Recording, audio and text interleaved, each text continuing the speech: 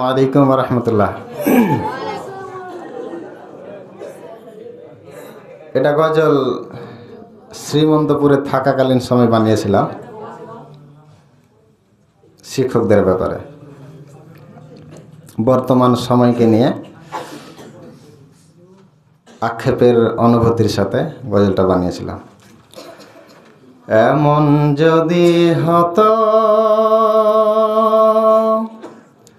আমার দেশের আলেমেরা যোগ্য বেতন পেত সংসার চালাবার মতো,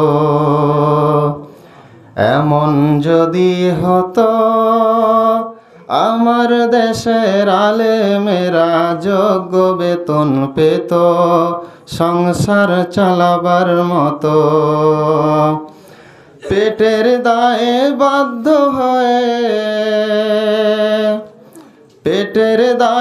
বাধ্য হয়ে যেত না বিদেশে, দিন ধর্মের শিক্ষা সবে দিত অনায়াসে।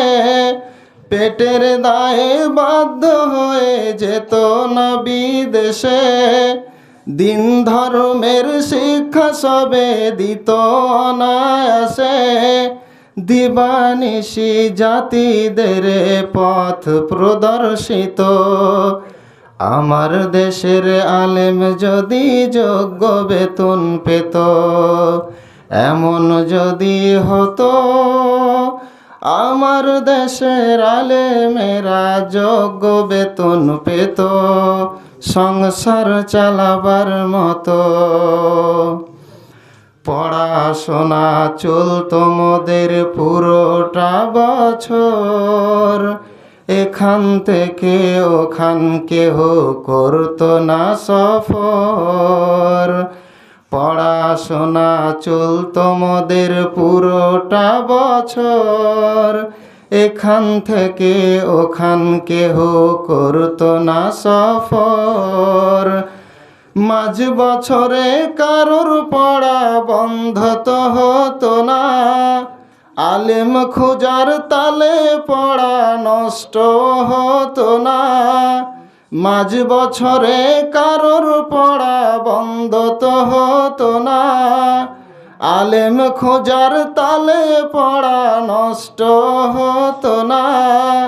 ছাত্র আলেম জনগণ সবাই আরাম পেত আমার দেশের আলেম যদি যোগ্য বেতন পেত, এমন যদি হতো আমার দেশের আলেমেরা যোগ্য বেতন পেত সংসার চালাবার মতো।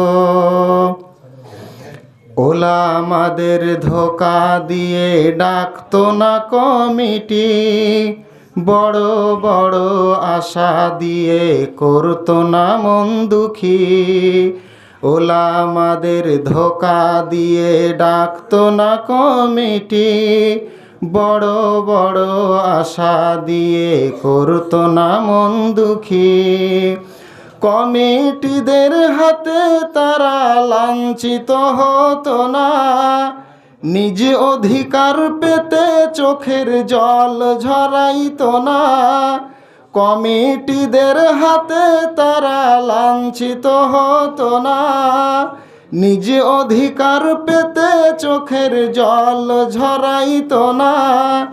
সুখে দুঃখে জীবনটাকে ঠিকই মানিয়ে নিত আমার দেশের আলেম যদি যোগ্য বেতন পেত, এমন যদি হতো আমার দেশের আলেমেরা যোগ্য বেতন পেত সংসার চালাবার মতো।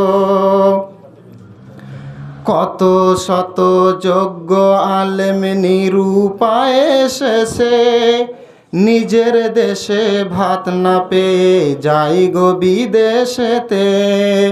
কত শত যোগ্য আলেম নিরুপায়ে শেষে নিজের দেশে ভাত না পেয়ে যাই গো বিদেশেতে।